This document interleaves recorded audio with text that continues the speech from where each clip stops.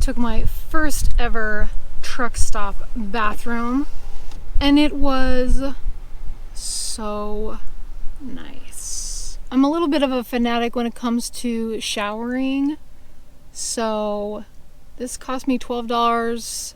The facilities were clean, newer. I just happened to come across this. It looks like it was built fairly recently. It was awesome. I am so grateful that truck stops have showers. And if you are on the road and you need a shower, definitely stop at a truck stop. Love's, Pilot, whatever you find. Gas station. I don't even know. Is this a truck? Yeah, it's a truck stop. There's some trucks over there. So it's just a little bit smaller. So there wasn't any wait. It was easy. I just went to the diesel counter area, paid for my ticket. It was ready right away, and so nice. So nice. So definitely recommend a truck stop shower if you need a shower and you don't want to try to find one at a campground or a YMCA or whatever. You know, they're just along the freeway, so it's very convenient. Easy, get her done. Now I'm on my way to Noble, Oklahoma. I'm gonna go see my grandma's house and look for some rose rocks.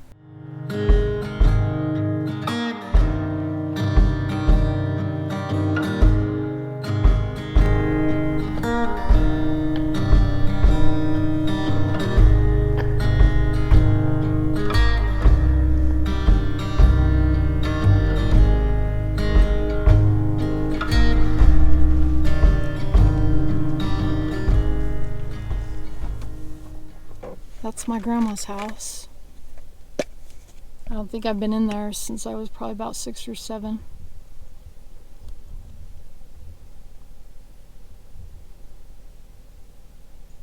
Melanie's always like, go see if you can look inside of it. She always wants to do that, but I'm always like, that's crazy. But right now with their door open, I'm kind of tempted to do it. Because the door is open, just to see. So I think I might be a weirdo and do that. There were good memories here, visiting with my grandma. Being from Oklahoma and coming from Utah,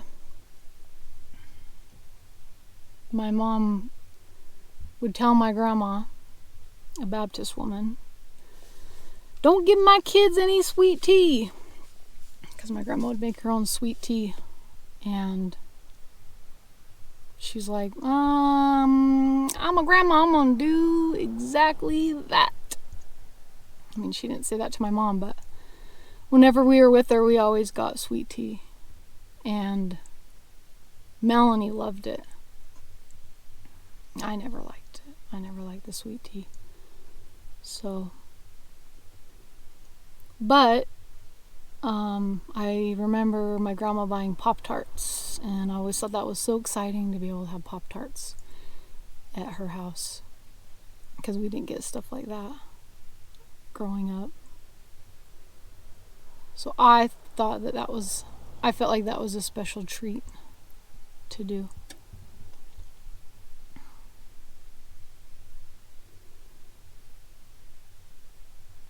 So, yeah, I think I might go knock on their door and just say, yeah, so this is a really weird request, but I just wondered if you didn't mind if I looked in your backyard, because my grandma used to live here. I'd like to see the kitchen, because I remember the kitchen being bigger for such a small house, but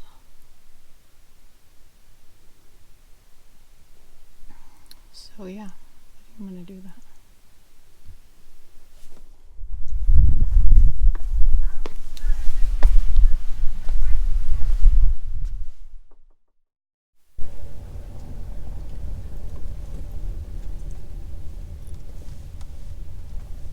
So I went up to the door, and a woman came to the door. She was very nice. I was just like, yeah, this is a strange request, but I introduced myself and explained to her that I was driving through, but I stopped by because my grandma used to live in that house and that she died, and I wondered if it would be all right with her if I walked around to look at the outside of the house.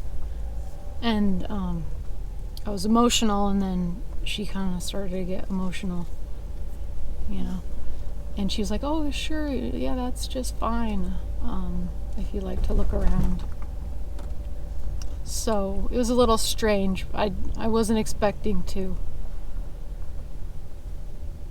for the emotions to come, but they did, and she was very nice. I didn't want to make her cry, but it was cute because then her little boys came out and they were playing with some guinea pigs on the front lawn, and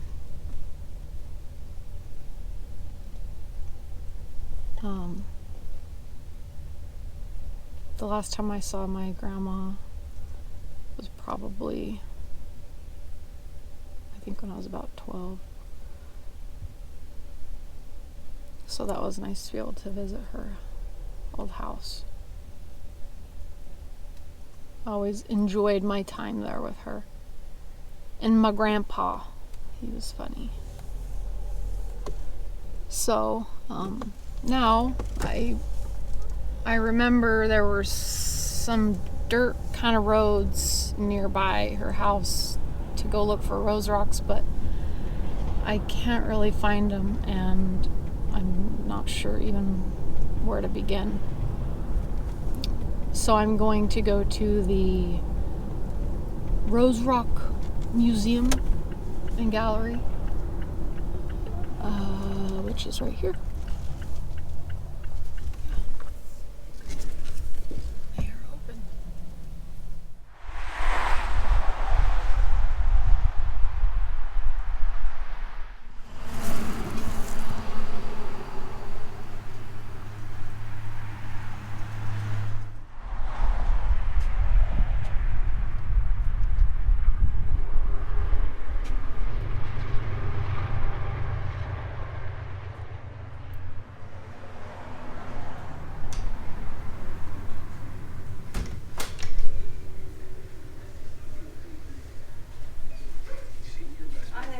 Hi.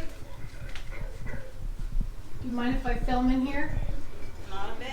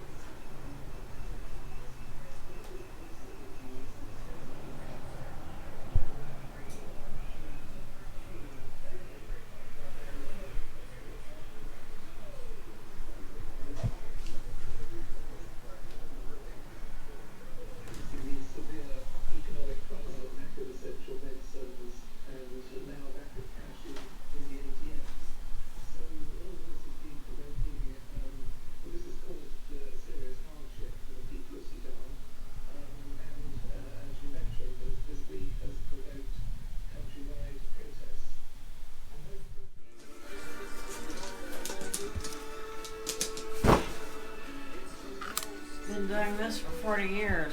Have you? Mm-hmm. Are you Timberlake? Well, that's my husband's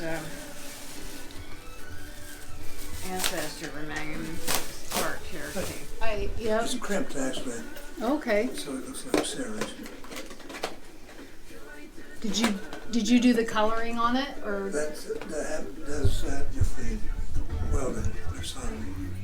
For over 35 years, Nancy Stine and her husband Joe have made collecting the state rock a passion. Barite crystallizes as plates, tabular plates, and each of those plates in the rose rock is a petal of the rose. Garber sandstone is named for the town of Garber, where it was first described, and then correlated on down into this area and down clear down to the Red River.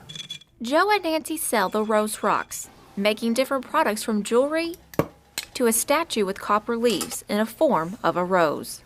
The neat thing about it is the heat from the welding torch gives it a reddish color, and the new growth of a rose is red. How did you guys get started doing this? Well, my mother was an occupational therapist, Okay. and she was looking for some rose rocks. And Joe said, I think I know where we can pick a few up. What was she going to do with them as an occupational Well, therapist? showing them that they were doing artwork.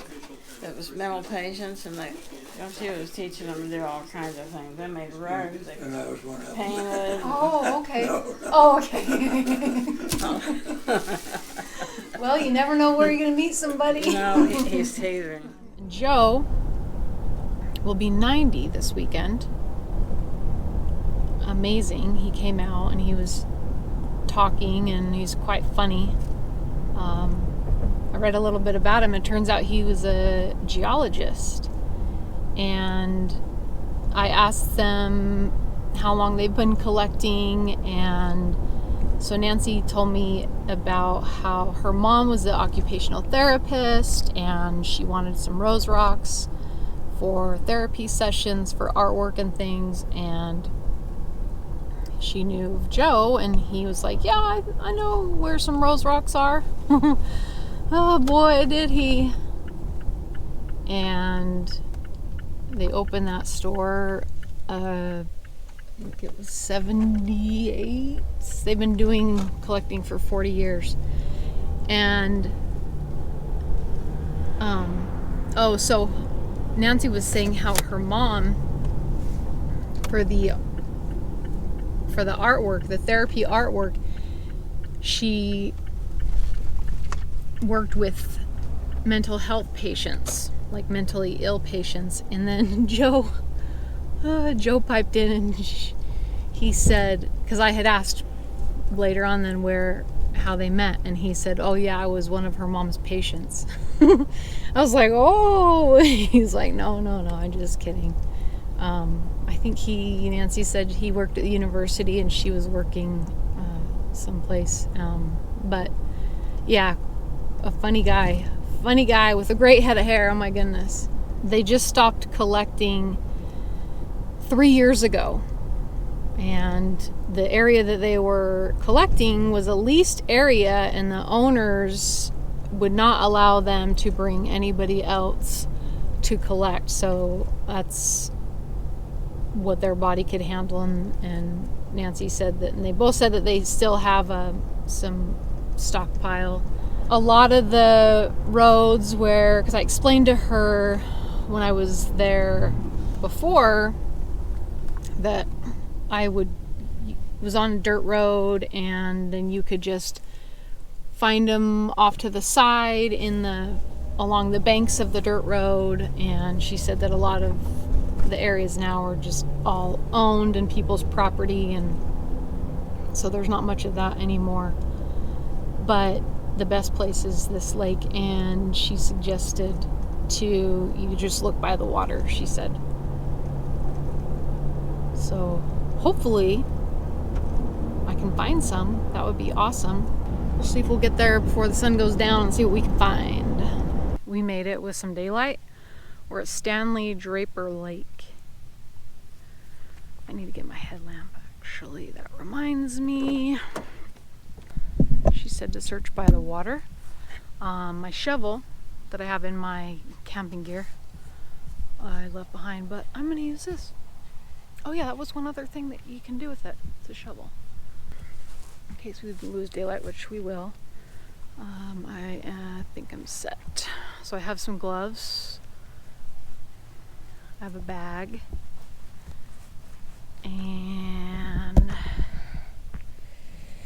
we're ready to go. I don't know how long I'll be out here, but see what we can find.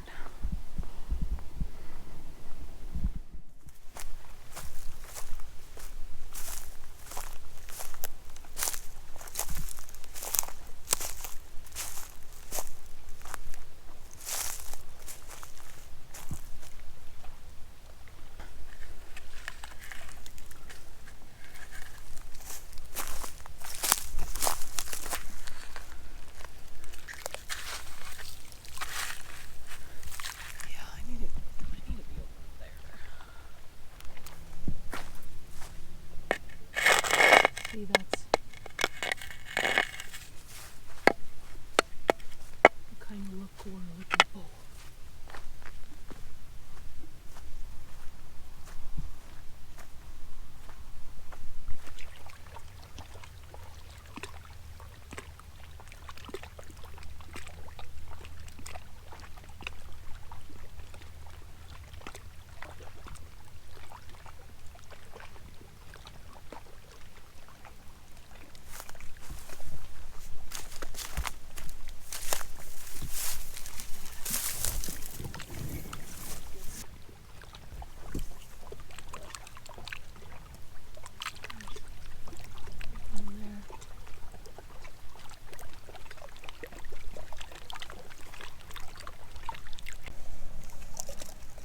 I don't know if I'm gonna find anything.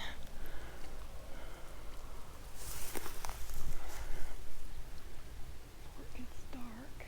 It's beautiful sunset though.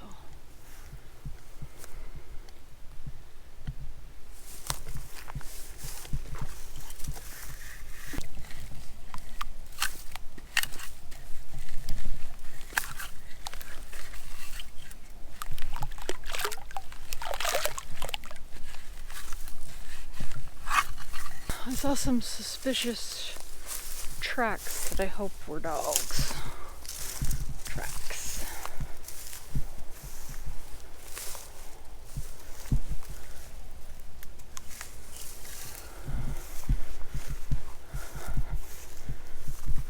I don't think I can do this for much longer.